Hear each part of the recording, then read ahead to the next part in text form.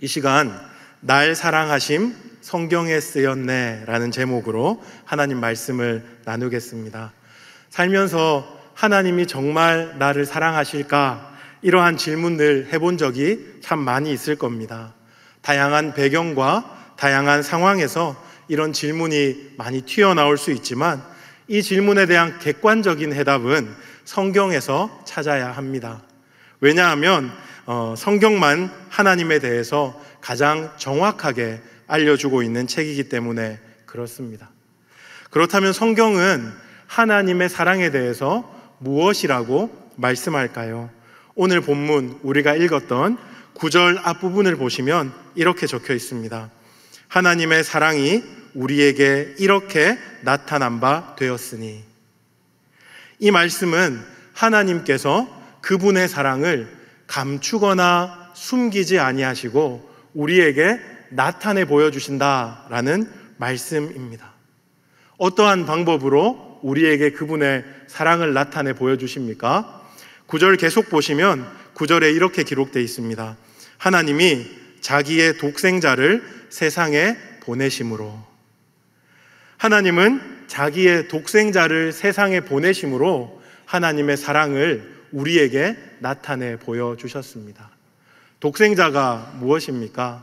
독생자는 하나밖에 없는 아들 의미합니다. 저는 아들이 셋입니다. 그래서 하나밖에 없는 아들에 대한 현실적인 감각이 별로 없습니다. 그런데 저에게 그 하나밖에 없는 아이가 얼마나 소중한지를 깨우쳐 주시는 분이 있는데 바로 조인성 목사님입니다. 조인성 목사님이 이렇게 늦둥이 이혜리를 딱 안고 있으면 애지중지하는 것이 바로 저런 거구나 하는 것을 알 수 있어요. 세상 그 어떤 것과도 바꿀 수 없는 소중한 것, 그것이 하나밖에 없는 아이입니다. 하나님께서 그 하나밖에 없는 그분의 아드님을 우리에게 주셨습니다. 가장 소중한 것을 주셨다는 겁니다. 하지만 우리가 인간의 유비로 생각하는 것보다 훨씬 더 소중한 것인데, 왜냐하면 삼위일체의 신비 속에서 하나님의 아드님은 곧 하나님 자신이기 때문에 그렇습니다. 하나님이 세상을 이처럼 사랑하사 독생자를 주셨습니다. 하나님이 우리를 너무너무 사랑하사 하나님 자기 자신을 주신 것입니다. 이렇게 가장 사랑하는 것, 하나님의 독생자를 주신 목적이 9절 하반절에 기록되어 있습니다. 계속 보시면요, 그로 말미암아 우리를 살리려 하심이라. 하나님의 독생자를 보내신 그 목적은 우리를 살리기 위함이다. 그렇게 성경은 기록하고 있습니다. 너무나 감사하죠. 그런데 복음을 모르는 사람들은 이 본문을 봤을 때 한 가지 질문이 딱 떠오를 겁니다. 하나님이 우리를 복주시기 위함이다 라는 것 너무 좋겠고, 하나님이 우리를 도와주시기 위함이다 하는 말은 더 이해가 되는데 왜 하필 살리려 하심이라 라고 기록하였을까? 그렇다면 아드님이 없는 상태는 죽은 상태인가 하는 질문을 던져볼 수 있겠죠. 세상의 사람들이 그렇게 호흡도 잘하고 건강하게 살아가는데 아드님이 없이, 다르게 말하면 예수 믿지 않으면 죽은 상태다라고 말하는 것이 가당합니까? 이런 질문을 던져볼 수 있는 거죠. 이 질문도 성경에서 해답을 찾아야 합니다.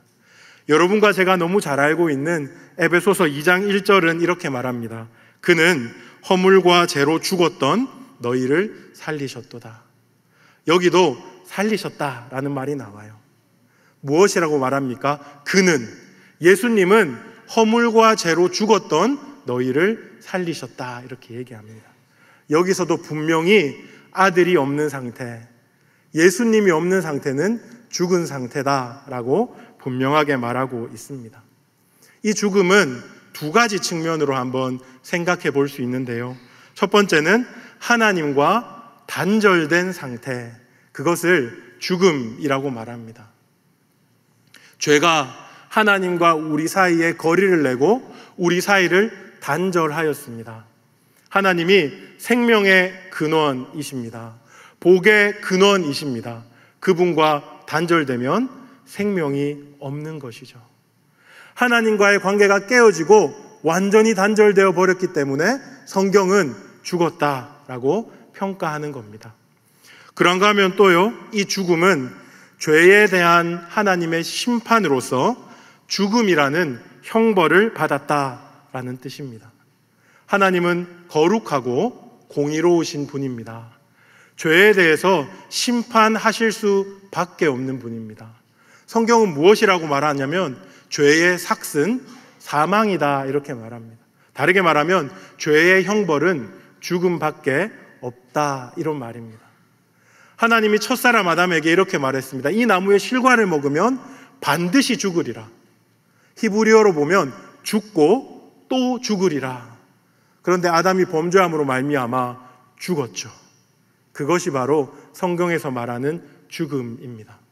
하나님과 단절되었고 형벌로서의 죽음을 당하는 그런 상태에 놓여 있다라고 성경은 하나님 없는, 그 아드님이 없는 인간의 상태를 그렇게 평가하고 있습니다. 여기서 우리는 죄의 심각성을 한 번만 다시 생각해 보아야 합니다. 죄는요, 우리의 영적인 건강을 해치는 것 정도가 아닙니다. 마치 중독되는 것처럼 우리의 영적인 상태를 해악으로 끼치는 것 정도가 아닙니다. 죄는요, 우리를 죽이는 것입니다. 하나님과의 단절로 인하여 생명이 오지 못하게 만드는 것이고, 더 나아가서는 하나님과 원수되는 자리로 나아가서 내가 적극적으로 힘쓰고 애쓰는 것 오직 죄밖에 없는 상태로 만드는 것입니다. 그리고 더 나아가서는요, 그 죄로 말미암은 형벌과 저주 아래로 굴러떨어져서 반드시 죽으리라, 죽고 또 죽으리라 하는 상태로 데리고 가는 것이 죄입니다. 이처럼 죄로 인해 죽은 우리를 위하여 하나님이 그 가장 사랑하는 독생자를 보내셨습니다. 그렇게 보내셔서 하나님이 하는 일이 있습니다. 그것이 오늘 본문 10절 하반절에 나옵니다. 제가 한번 읽어드리겠습니다. 10절 하반절. 우리 죄를 속하기 위하여 화목제물로 그 아들을 보내셨습니다. 하나님이 자신의 외아들을 우리 죄를 속하기 위하여, 다르게 말하면 우리의 죄값을 대신 다 지불하기 위하여 화목제물로 보내셨다 이렇게 말하고 있습니다. 예수님이 화목제물이 되셨다는 것은 죄로 말미암아서 원수된 하나님과 사람 사이의 회복을 위하여 스스로 제사의 제물이 되셨다 하는 말입니다. 구약의 화목제사, 여러분 생각해 보십시오. 하나님과 인간 사이의 화해와 화목을 위해서 드리는 제사입니다. 그런데요, 이 제사는 반복적으로 드려야 되는 제사입니다. 하나님과 관계가 깨어졌다, 내가 죄를 지었다 하면 또 드리고 또 드려야 되는 제사입니다. 하지만 예수님 땅에 오셔서 스스로 화목제물이 되셔서 영단번에 화목제사를 드리셨습니다. 이제는 반복하지 않아도 완전하고 영원한 그분의 대속이 일어났다 하는 겁니다. 하나님과 우리 사이에 영원한 화해와 화목이 일어났다 하는 것이 그분이 화목제물이 되셨다 하는 겁니다. 여러분 한번 생각해 보십시오. 하나님의 아들이, 하나님이신 그분이 어떻게 제사의 제물이 될 수 있습니까? 제사의 제물이 된다는 것은 자신을 죽이는 것입니다. 하나님의 아들이 자신을 죽이시는 일이 가당키나 합니까? 하지만 그 불가능해 보이는 일이 일어났습니다. 참 사람으로 오셨는데 죄는 없으신 그 하나님의 아드님이 죄인만 죽는 그 십자가에 달려서 몸을 찢으시고 피를 흘리심으로 그 화목제물이 되셨다 하는 겁니다. 십자가에서 그분이 당하시는 형벌은 그냥 몸이 고통스러운 형벌일 뿐만 아닙니다. 하나님이 죄 자체로 예수 그리스도를 여기셨다. 예수님이 인류의 모든 죄를 대신 지시고 죄 자체가 되셔서 죄인을 대속하는 죽음을 죽으신 것입니다. 그분의 형벌을 몸소 당하신 것이죠. 그리하심으로 죄의 삭은 모두 지불되었습니다.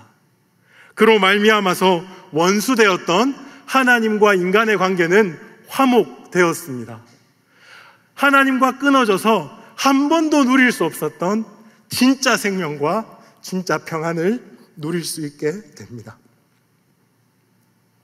이 사건, 이 예수님의 십자가 사건을 오늘 사도 요한은 10절 상반절에서 이렇게 기록하고 있습니다. 10절 상반절 보십시오.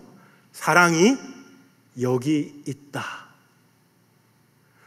우리가 잘 아는 NIV 성경 버전으로 말하면 어떻게 말하냐 하면 This is love. 여러분, 이것이 사랑입니다. 이렇게 말하는 것입니다. 우리가 하나님을 사랑한 것이 아니고 하나님이 우리를 사랑하셨다라고 선포하는 것이죠. 제가 설교를 준비하면서 설교를 준비하는 시간보다 마인드 컨트롤하는 시간이 길었거든요. 울면 안 돼. 죄송합니다. 저의 한계입니다. 사랑이 여기 있다. 이것이 하나님의 사랑이다. 그렇게 성경은 우리에게 선포하고 있는 거죠.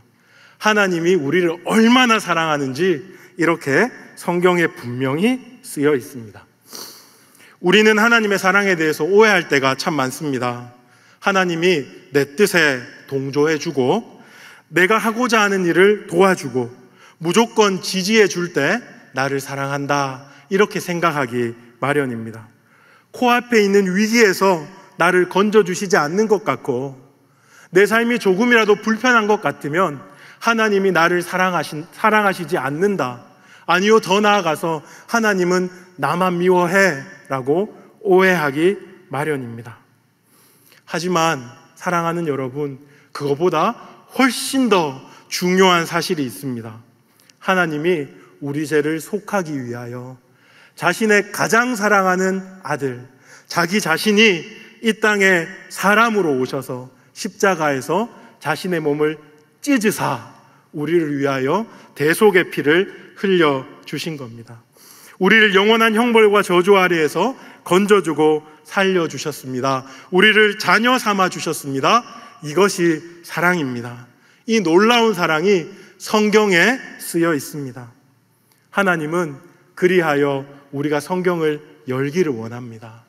성경을 열 때에 하나님의 사랑이 무엇인지 우리에게 알려주시고, 그리고 하나님이 그 다른 누군가가 아니라 나를 사랑하신다는 것을 믿게 해주시고 그 믿음으로 더욱더 풍성히 살게 해주시는 겁니다. 그리하여 때로는 광야 같은 길을 걸어갈 때 하나님이 느껴지지도 보아지지도 만져지지도 않은 그때 아드님을 나에게 주신 그 하나님, 틀림없이 나를 사랑하심으로 지금 이때도 나에게 가장 좋은 것 주신다 하는 것을 믿게 해주시는 것이죠. 말씀을 마무리하겠습니다. 오늘 세례와 입교를 받은 사랑하는 성도 여러분, 그리고 이 자리에 함께하는 모든 남서울의 교우 여러분, 하나님의 사랑을 알고 믿기를 원합니다. 내 감정에 근거한, 내 느낌에 근거한 사랑이 아니라 성경에 기록된 약속에 근거한 하나님의 사랑을 붙잡기를 원합니다. 하나님은 그의 날개 아래에 피하는 모든 자들에게 신실하고 선하신 분이십니다.